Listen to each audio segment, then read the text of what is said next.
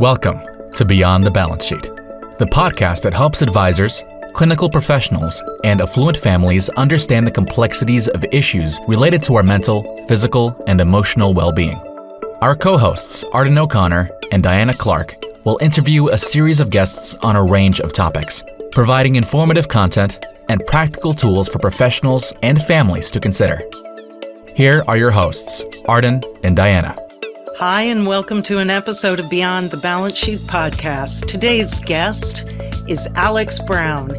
He is the founder and principal of Recover Hospitality, a consulting company and travel agency dedicated to increasing the accessibility of the hospitality industry for individuals who are struggling with mental health, wellness, and in particular, substance use disorders. Alex grew up in a family business that owned and operated hotels, so he understands the industry from both the inside and as a traveler. He is a person in long-term recovery, and we're going to talk about what that means and what his journey was in reintegrating travel back into his life as well. He is a graduate of Rollins College, and he's currently at UMass in Boston getting his master's in social work. Thank you for joining us today, Alex. Welcome. Thank you, Diana. I'm glad to be here. So let's talk about your journey a little bit, how you wound up doing what you do. Oh, absolutely. Well, I was working in the hospitality industry as a food and beverage manager in 2000, well, for most of my adult life. But in the hospitality industry, addiction and substance use is really ingrained in the fabric of the business. It's one reason why the industry struggles with having the highest percentage of employees with a clinically diagnosable substance use disorder. It's around 17%, which is higher than construction. It's higher than medical. It's higher than any other industry. And when I first started my recovery journey, I realized that this was back in 2017. I realized that I could no longer work in the hospitality industry. Some people are able to do it. I unfortunately could not because it was a place where I did a lot of my use, a lot of my alcohol use. And so I left and I went into digital healthcare. I first did a recovery coach training. I went to UMass Boston and did their LADC, their licensed alcohol and drug counseling program. And I realized that a lot of the people that I was working with when I was a recovery coach at a digital healthcare company was a lot of people struggled with travel. A lot of people didn't do it for the first couple of years. They were told, advised kind of stay away from traveling, maybe don't visit that family in California for the first year or two, don't go to those weddings. They're too tempting. So a lot of people either didn't travel or they did travel and they struggled, they relapsed, or just didn't really enjoy themselves. And I thought to myself, there are things that can be done on the hospitality side of things operationally that really don't cost a lot of money, and to decrease the stress of the hospitality and travel environment for individuals in recovery and with other mental health issues. And there are also things from the digital healthcare and the customer, the traveler-facing side of the equation that can be done to what I call is like build opportunities for resistance or increase opportunities for resistance. And so that decreasing stress and increasing the opportunities to build resistance, that decreases the likelihood of relapse. And so that's what I've tried to create a solution to do. I'm doing it with Recover Hospitality, working both with clients and travelers, from a travel agent perspective, and then with the businesses on a consulting basis. That's great. So give me an example for that person who, let's imagine they went off to a treatment program and they've got 60 days of recovery time and their family is approaching April vacation. And that was traditionally a time that they all traveled together. What kind of advice would you offer this family who travel had always been part of the glue of their family experience, and yet understand the dangers of the pitfalls of traveling? So it's a good question. The first thing I would recommend, if possible, is bring a sober friend, bring a sober companion. That is certainly the number one recommendation. If that isn't an option, make sure to pick a destination that mimics the individual who's in recovery, mimics their wellness routine. So is closer to meetings that they might attend, has a good wellness program, wellness amenities. Call ahead, ask the hotel to empty the minibar, pick restaurants that have good non-alcoholic beverage offerings, and also work with the travel agent.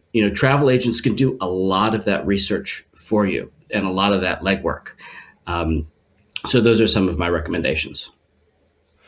So it would strike me as that it could be an awkward conversation with some travel agents. So I love the idea that you're doing this, but how do you approach this as a consumer to say, oh, and by the way, I'm looking for some kind of travel that doesn't include alcohol?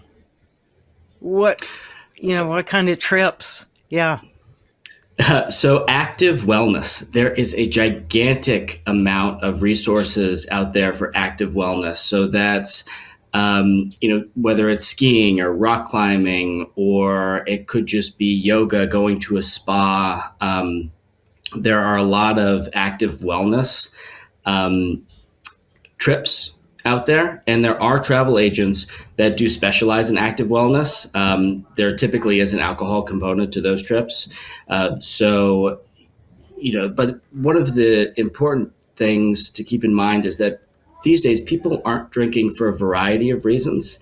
And there's, no need to explain to the travel agent or explain to the hotel why someone doesn't drink. They shouldn't be asking that question. It's like, if you needed a refrigerator, an extra mini fridge in your room for insulin, for, diabetes medication, you're just going to ask for that fridge. You're not going to say, well, I need a fridge for my medication. They're certainly not going to ask why you need the fridge. If you just say, hey, I need the fridge for medical reasons, then that's enough. If the venue or the travel agent is really asking you too many questions, then maybe they're not the right fit. Mm-hmm. That makes sense to me. So I'm accumulating data here. Active adventure sort of vacations that include a wellness component. Advocate for having the minibar removed or alcohol removed from the minibar. Are there certain kinds of trips that you would just say, in general, you want to stay away from? And are there kinds of trips that you would say, in general, go for it? Certain locations, certain destinations? Great question. So as far as the trips to avoid, anything where drinking is the main activity, cruises can be very stressful for individuals. Going to Las Vegas might be difficult, even though going to Las Vegas, there are tons of other things to do. If Vegas or maybe New York City or some destination, maybe it's Miami, where the traveler used to go and do a lot of their drinking. So it's case by case basis. I'm not going to say, this one particular location or this one particular type of trip isn't good for everybody. It's definitely on an individualized basis.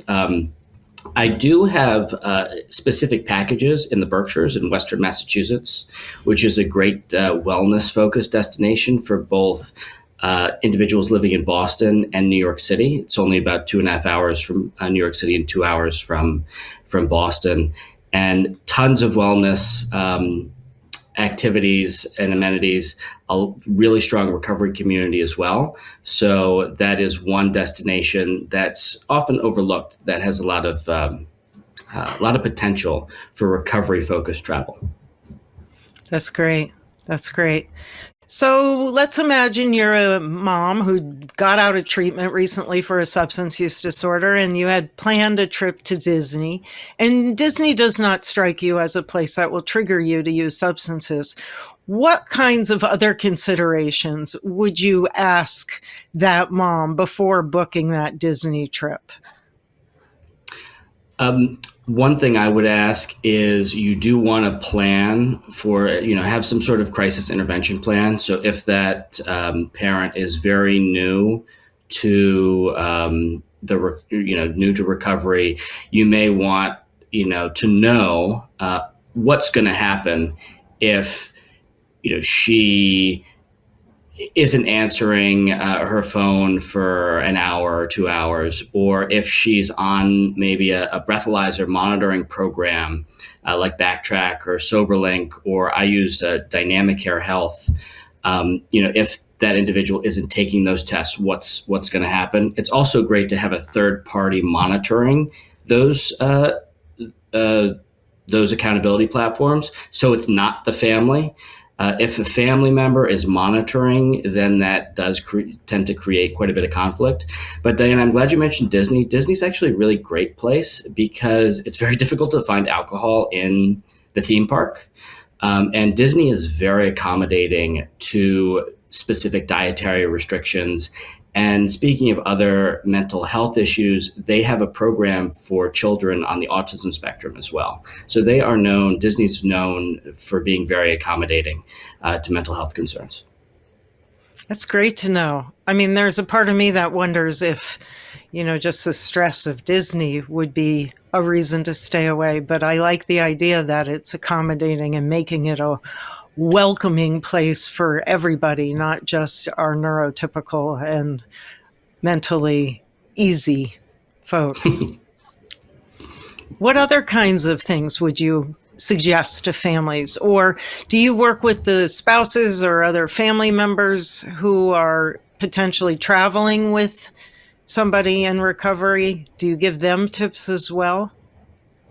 I do, because oftentimes the person who's in recovery may not be the one who is really open to receiving the support, but the parents still want to take them on a trip. So it's really important that when when family members are traveling together, that everybody really does have their own support. It's great to rely on each other, but when things happen, it is beneficial that the family have maybe a family coach or their own therapist that they can reach out to. So I definitely advocate for individuals having their own support when they do travel. So what I'm hearing is that you think the best plan is, number one, planning for the idea that you need a recovery outlet or a mental wellness feature if you are struggling with any one of those disorders. So beyond the plan, and including in that plan, would be support people for everybody, basically, not just the person who's traveling, but potentially for the family as well, should they encounter pitfalls. Is that what I'm hearing? Yes. Yes, Diana, that's absolutely correct. And, also keeping in mind that sometimes the best way to support your loved one is to support yourself. So, making sure to schedule, if it's the parents of the individual in recovery, making sure to schedule self-care for them, do a massage or, a dinner that's just the two parents, for example. It really is important that individuals participate in their own self-care and not concentrate too much on monitoring the individual who's in recovery.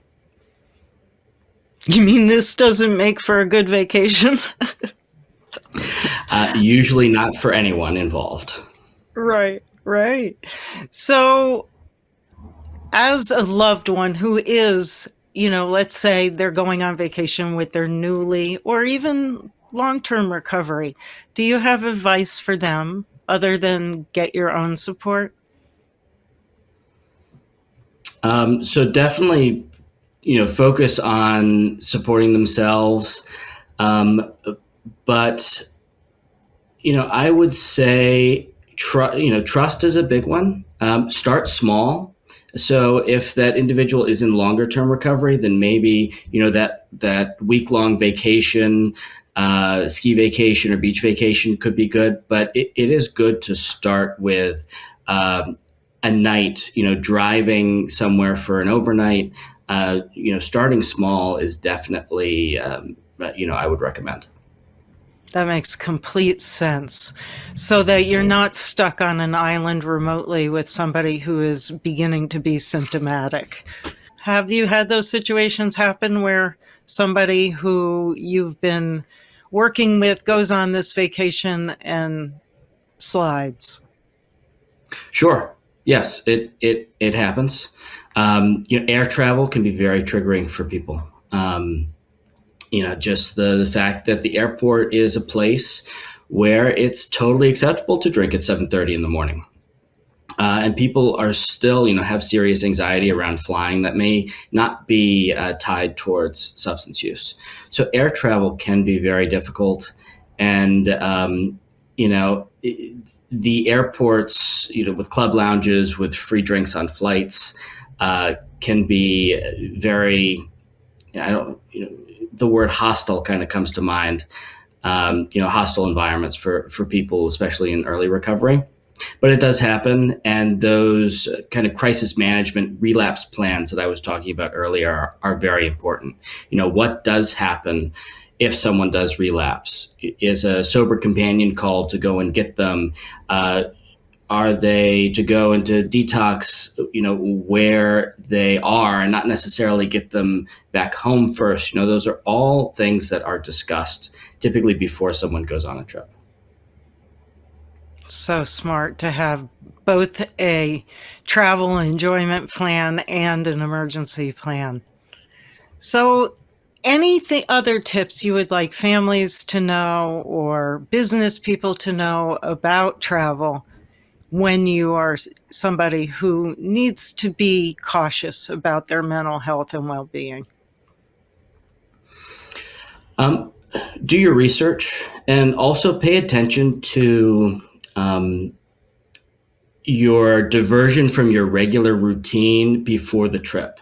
So I've seen individuals show significant warning signs days before they leave.